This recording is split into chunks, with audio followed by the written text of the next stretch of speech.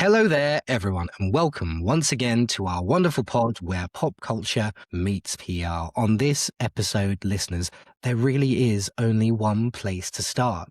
Yay! Wireless Festival, the fallout, because it has been a really seismic week when it comes to the current situation and the future of Wireless Festival. Ye, as he's now known, but he is commonly known as Kanye West, was due to headline all 3 nights of Wireless Festival this year. The announcement that he was headlining the festival sparked backlash, and he is now no longer headlining the festival. And as a result, the festival is no longer going ahead. Melvin Benn, managing director of Festival Republic, who also run events such as Reading and Leeds and Latitude Festival, which for our international listeners are also massive festivals here in the United Kingdom, has been at the centre of this whole situation. Wireless Festival, bit of background, debuted in 2005 and started out primarily as a rock and pop festival, but since the 2010s, the focus has shifted more towards the hip-hop, urban, other genres of that sort of style of music, and more single-act focus. So there's a bit of background, but Jackie, I'm going to jump straight to you. What has been your response to the fallout surrounding Yay and Wireless Festival? It's been a very fast-moving story, hasn't it? It has. And what's been interesting is investigating all of the different players in this whole scenario, because when we first started discussing this with our team, the first question was, how on earth did they get themselves into this situation? Ye is not necessarily known for his reliability, put it that way. So if you've booked an artist to play your gig for 3 nights in a row, you want a really reliable artist. You want somebody who, you want to sell the tickets, and there's no doubt that he sold tickets because it was sold out. But, and then you look at, was it fair for the Home Office to deny him his visa, which he'd already secured, but the Home Office was saying that they were going to rescind or retract that visa. So was that fair? And then the third thing was really what were the sponsors thinking? Why did they pull their sponsorship? Was it them that were to fault for the whole thing collapsing? So I took a little look at everything. And the first thing that sort of really sprung to mind was that Melvin Benn, the organizer, the guy who is the head of this whole Festival Republic organization, he is no spring chicken, but this is not his first rodeo. This is a man who is like literally Mr. Festival. He has a hand in all the major festivals. For people outside of the UK, Reading and Leeds and other festivals like that won't mean a lot. But Glastonbury is definitely one that Mr. Benn has a lot of his fingers in a lot of the Glastonbury pies.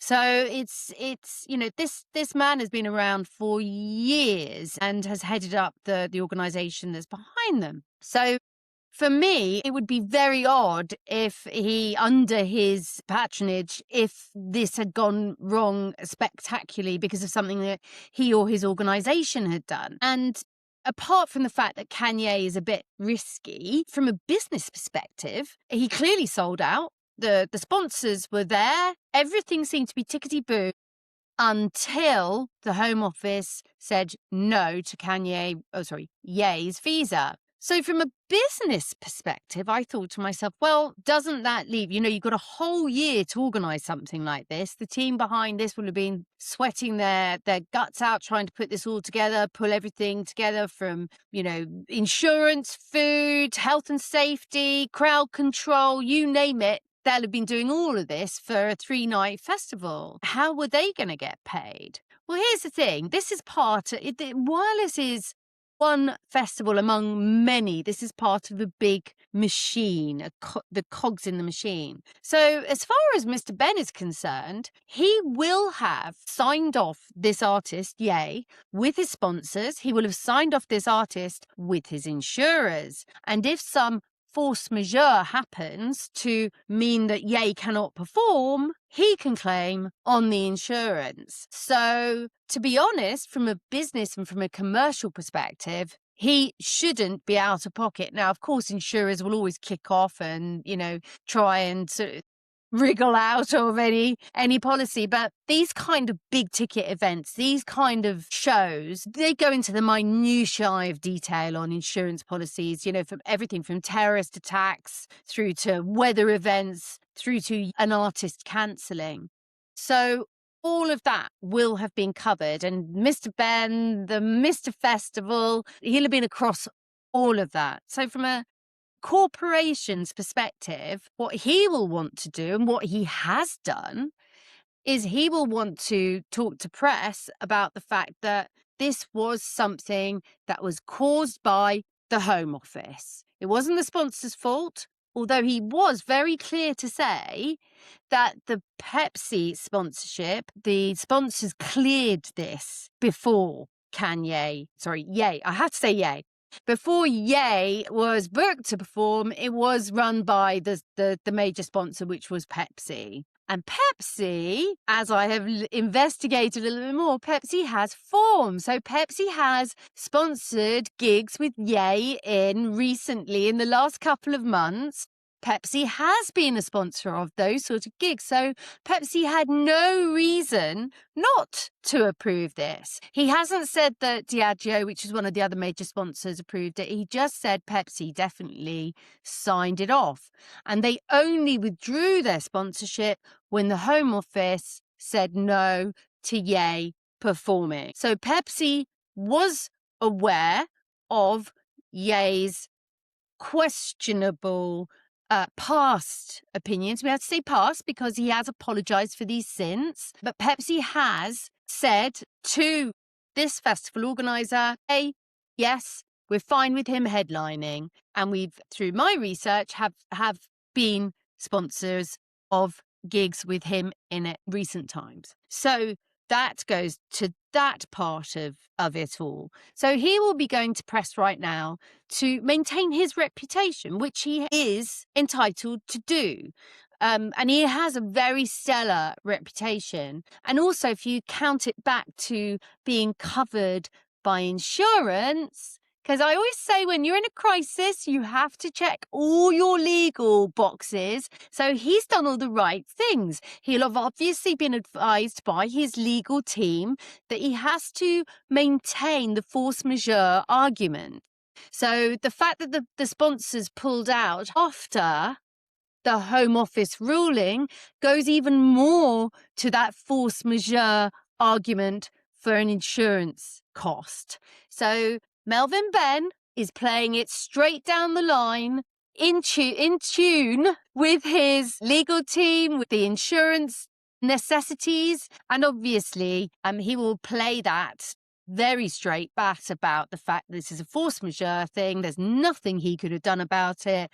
No way can he be held responsible for booking a dodgy artist because it was all tipped through. So the fault lies squarely in the laps of the Home Office. Now, where he might get into a little bit of a sticky situation is because there is precedent for the Home Office stopping people coming in to perform. There was a festival called the Strawberries and Cream Festival where Lil Wayne was booked to appear, and he was banned for a historical gun charge. He wasn't allowed to come and perform at the Strawberry and Cream Festival, and he was stopped from doing that by the then Home Secretary, Priti Patel, during the Conservative government. So this has happened before. And so when you skip over to what the Home Office are doing, they are just being consistent with their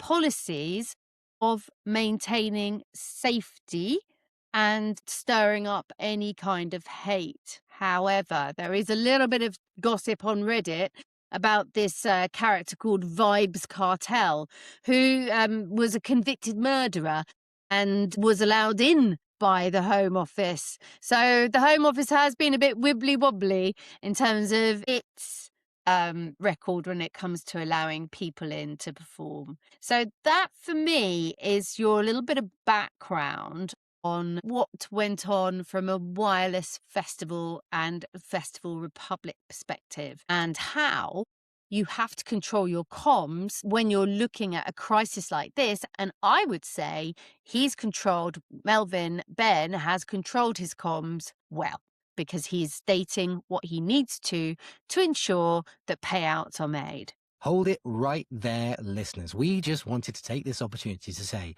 that we absolutely love recording this content for you. So please do like, subscribe, follow us wherever you get your podcasts. It really does mean the absolute world to us. And while I'm at it, head to our Substack. It's free. Subscribe to our Substack. Get those comments in. We love reading them on that platform as well. Just search Where Pop Culture Meets PR. Thank you so much and enjoy the rest of this episode. Must admit, and I'd like to share this with you listeners, that I didn't have on my 2026 bingo card talking about the likes of Lil Wayne and Vibes Cartel with our very own Jackie Vors. But that's where we are, isn't it? Because we're talking about Wireless Festival. A bit more background as well, because I've been doing a sort of bit of background research as well. Pepsi's actually been formally a sponsor of Wireless Festival for just over a decade. That partnership was made formal in 2015. Now, since Pepsi formalized that partnership as a sponsor with Wireless Festival, any number of acts have performed.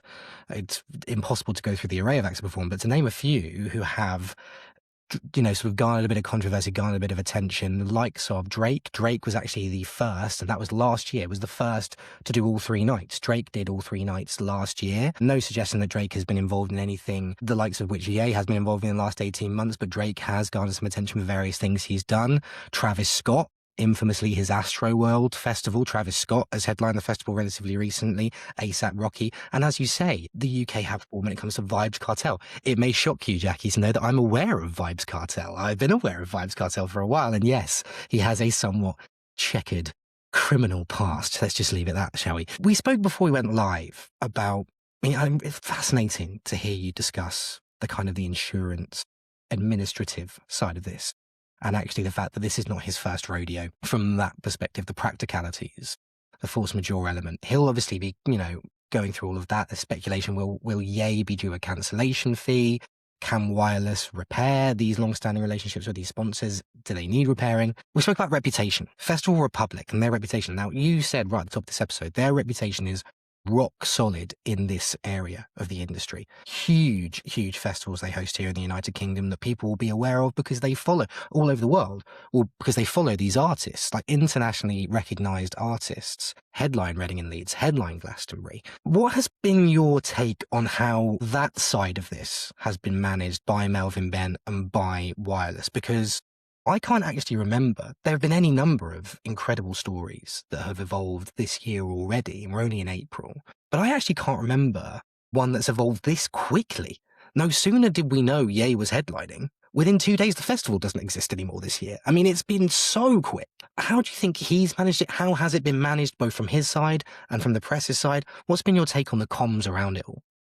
I think it's been remarkable for a number of reasons. One is I have a feeling that because they potentially knew there might be in the back of their minds, or even at the front of their consciousness, they might have been planning ahead for all eventualities. The speed that you quite rightly mentioned, Lyle, has been remarkable. And this, for me, is the measure of a well-oiled machine, a well-prepared group of people. This is, as I've said, this is a festival company. These people know how to put these shows, and they are big events wherever they're done. They take a lot of planning. They will have a checkbook. They'll have seen it all. They'll have seen every potential problem. And a group like that can think ahead based on experience, and always they will have to get insured. They will have to do risk assessments left, right and center. And part of risk should and does, with the good guys, the ones that are good at it does include communications, which is why I say, as a public relations person, you need to be thinking ahead. You need to be playing out many different scenarios all the time. And these guys, I think, are an example of that. They know from past experience of things that have gone wrong with previous festivals, whether that be crowd control or food poisoning epidemics. There's been all sorts of horror stories that have come out of festivals that they will know could happen and what to do when they happen. And I suspect that they had a scenario in place for something like this happening. And they rolled that scenario out. And that's why that happened so quickly. It's like, lose the lead artist, lose the sponsors, cut the show. That's it. It's just no point floundering around and worrying about what we should do and mitigating. We've thought it through. We have a process. Let's activate that plan. And for me, that is brilliance. That is great organization that you would expect from an expert. And I do believe they're experts, and I do believe they have a lot of scenarios ready in the bag to roll out should things happen. And so they should. And this is why you find there are public inquiries into certain things like the Ariana Grande concert that went so horribly wrong with that attack at Manchester Arena, because there weren't scenarios in place. They hadn't thought ahead enough about what to do in these situations. And there was, public inquiries and lots of findings from that.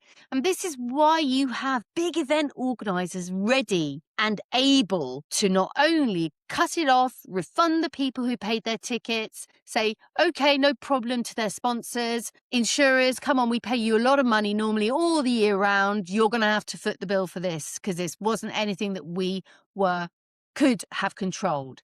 And that will be it. I'm glad to agree with you, actually. I think the speed with which this was handled, I mean, the statement the Wireless Festival issued when the Home Office rescinded the visa and blocked Ye's entry into the country. The statement simply read, as a result of the Home Office banning Ye from entering the United Kingdom, Wireless Festival has been forced to cancel. All ticket holders will receive an automatic full refund. They go on to say, among other things, that multiple stakeholders were consulted in advance of booking Ye and no concerns were highlighted at the time. So that's something that they said in their statement, but it was all issued very, very quickly, all very, very watertight. Slightly provocative question, if I may. The comms as a result of the cancellation of Wireless Festival, very good, very quick, very appropriate. Does it redeem potentially some slightly inconsistent, perhaps slightly problematic comms before that was necessary? Now, that might just be my opinion, but there have been some who have criticised Melvin Benn's statement before the government's involvement and before Ye was blocked from entering the country. What was that statement? Well, he issued a statement, didn't he? I need to make sure that I get this right. But he said something, well, here we go. I've got it here. I've actually got it here because I've prepared, because I always prepare. Here we go. On Monday evening this week, so this is Monday the 6th of April, Melvin Benn, Managing Director of Festival Republic, said West is intended to come in and perform, adding that they are not giving him a platform to extol opinion of whatever nature, only to perform the songs that are currently played on the radio stations in our country and the streaming platforms in our country and listened to and enjoyed by millions. He added, I am a deeply committed anti-fascist and have been all my adult life. What Ye has said in the past about Jews and Hitler is as abhorrent to me as it is to the Jewish community, the Prime Minister, and others that have commented, and taking him at his word to Ye now also. So he's essentially saying, I'm ardently against views that have been espoused by Ye in the past, but in essence, he's made his apologies. Now, this was a statement, this was a message that received some backlash in and of itself. Maybe I reframe the question. We don't need to talk about redemption or whether it's redeemed. What did you make of comms pre this? What did you make of Melvin Benn's communications, his messaging, his statement beforehand? Because that to me is slightly less watertight than what they've done since and very quickly since. I think he stated his true opinion. I think he was authentic. I think he said also in that same statement that he had worked in a kibbutz, and in fact, one of the kibbutzes that was attacked on October the 7th. He also stated in that statement that he was equally pro-Palestine state as well. So he's, as I said, he plays with a straight bat, and everybody is entitled to their opinion. And I think what he was trying to say was that everybody has to forgive and try to move on. And I thought the most telling part of that whole statement was when he said, Ye hasn't been cancelled by anybody else. He hadn't been cancelled by the radio stations. He hadn't been cancelled by the streamers or the television networks. Why should he be cancelled from a live performance? That holds some merit, that argument. Who was the chap that did the I Believe I Could Fly song, which R. never Kelly. gets R. Kelly. Now, R. Kelly, on the other hand, was cancelled. You know, we don't hear any R. Kelly songs. Of course, that man is in prison for all his horrific actions that he was quite rightly put away for, hopefully for the rest of his days. But he is cancelled. His music is cancelled. We don't hear that. He is not ever going to make another penny or red cent out of that music. Sorry, I mentioned that song, by the way. Anyway, but he's got a point to say, listen, if radio stations and everything else, if they're making their money out of Yay, why shouldn't we make money out of Yay? Why shouldn't Yay make money out of a live performance? And I kind of tend to agree with him. But it's not a black and white situation. You know, there are grey areas. And one of the things that our Home Secretary and our Home Office had to bear in mind is that recently we've seen a lot of anti-Semitic hate crimes happening in our country, which cannot be stood for and are abhorred by the majority. And we don't want anything that might stir up protests, and Jewish groups did say that they would protest if he was allowed to come in and perform. So we didn't want that level of attention drawn to anti-Semitism or giving more air and more oxygen to the fire. So I can see everything from everybody's perspective. But from Melvin Ben's perspective, I can understand why he thinks Ye has a right to come and perform his music. From his perspective, why should he be the sanctioner when other entertainment platform is not sanctioning Yay? I think his comms were direct, straight, and authentic, and I don't have any problem with them at all. Again, I think they're professionals. I think they have made statements. They have given the press what they want. They have explained things clearly and from their perspective. Nobody is ever going to agree with everybody. I'm sure there'll be a lot of people listening to my perspective here and thinking, what the hell is this woman talking about? She's completely wrong. And that's fine. That is what our democracy stands for, is debate and disagreement. And you disagree with me about some of my views about whether Ye should perform, and that's fine too. It's just, I think with comms, it's how you do it as much as what you say and where that comes from. Before we go any further, as we're sure you have been enjoying this episode, we would just like to tell you about a brand new podcast from the creative minds behind Where Pop Culture Meets PR. By fans and for fans, Pod Round discovers and curates the best episodes from across YouTube, Spotify, Substack, and the whole pod landscape, and delivers the ones worth your time straight to you. Serving up different genres, different voices from different corners of the globe, Pod Round is the one-stop shop for podcast lovers. Latest set of podcasts is all about royal podcasts, royal family podcasts, so we really do hope you check those out. That's Pod Round, available wherever you get your podcasts. Thank you so much, and enjoy the rest of this episode. And if you thought that Melvin Ben's communications and his messaging was a straight and direct and professional, one imagines it goes without saying that the Home Office's was even more direct and even more brief. I mean, they issued a statement basically saying that Kanye was blocked entry to the UK because his appearance at Wireless Festival was not conducive to the public good. And that's, I think, a fairly stock statement they issue when a decision like this has been made. So it didn't go into any particular specifics other than obviously it was about Ye. And yeah, you're right to bring up that obviously everyone disagrees with everyone at any given amount of time. And obviously we welcome, and we will obviously remind you at the end of this episode, we welcome comments both in support of and in disagreement of what we're saying here. I suppose as we do look to start bringing this onto a close, something we've spoken about before on the podcast in an array of different areas and about an array of different topics is reputation management. And we started the episode discussing reputation.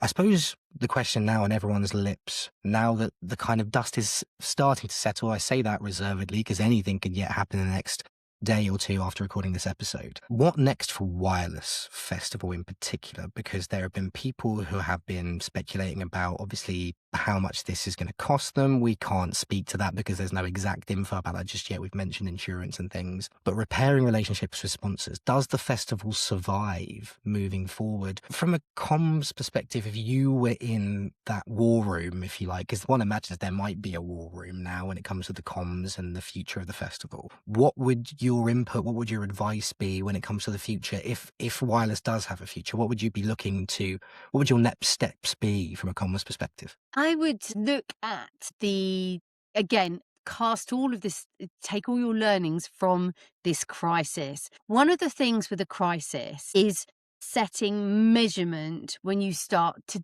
deal with that crisis.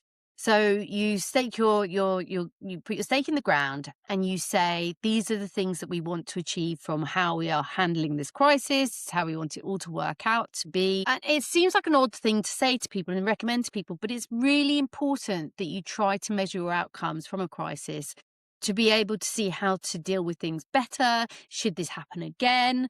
And also look further down the line to the ripples that may have caused, because every crisis is like a great big stone being dropped into a still lake, and those ripples go on and on and on and on. So you might see the bigger ripples to start with, but there will be consequences moving on down the line. And this is where I expect that Festival Republic will be very good at looking at what those consequences will be and doing a good evaluation of this particular crisis. Do I think Wireless Festival has a future? Absolutely, because of the way they've handled this.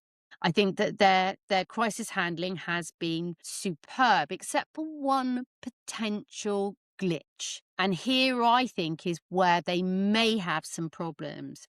Because of what Melvin Benn did in order to continue to play with a straight bat with his comms, he called out Pepsi and said that Pepsi had already signed off on Yay. So he has actually called out their biggest brand sponsor and almost asked for them to be judged in the same breath as him. And that's okay when you're talking about things coming from a place of truth and authenticity, and we value the truth. But I'm pretty sure there's a few angry phone calls going on at Pepsi HQ right now about how could we get ourselves tied up with this and what can we do to mitigate our losses. And there may well be some relationship breakdown as a result of this. But there are some people that say all publicity is good publicity.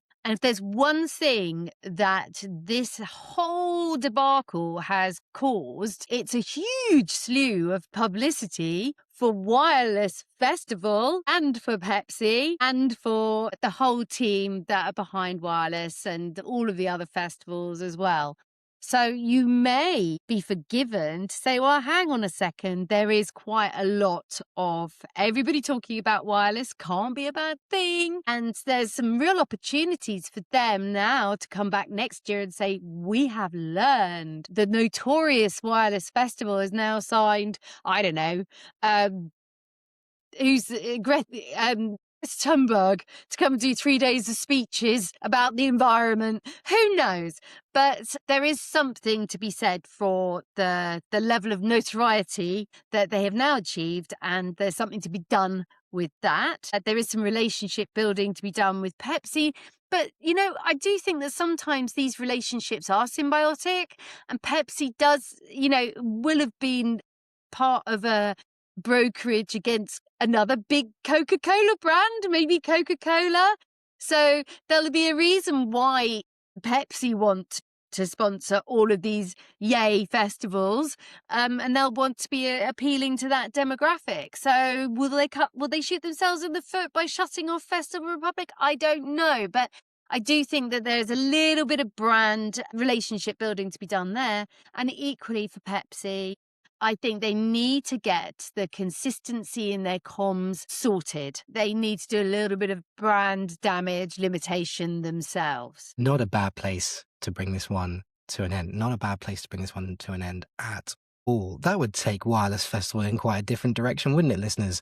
3 nights of Greta Thunberg delivering some environmental speeches. I mean, I, for one, just out of intrigue, would book myself a ticket for at least one of those nights. I certainly would too. I'm sort of also trying to imagine whether or not they somehow try and resurrect the festival this year and make that switch. Can you imagine people, ticket holders going, well, that's a very different vibe. But hey, you do just never know. And I think it's a very, very valid point, very well made indeed, as ever. What do you think, our brilliant listeners? What have you made of the fallout from this story? Were you as taken aback as I was by the speed with which this story developed? What did you make of Melvin Ben's comms, Festival Republic's comms? What have you made of some of Ye's comments? Obviously, we haven't really touched on in this particular episode, but Ye did offer to meet a section of the Jewish community here in the United Kingdom to listen to their concerns and to get his views across ahead of his appearance, which is now obviously not happening. What have you made of what he's had to say himself? And what do you think the future holds for the Wireless Festival? Please do get your comments in wherever you get your podcasts, particularly, and we always say this, on the brilliant Substack. Search where pop culture meets PR on Substack. Subscribe, get those comments in. We love reading your comments on that platform. Thank you so much for joining us on this, the latest episode of our wonderful pod where pop culture meets PR. From Jackie and from myself, take care of yourselves. It's bye for now.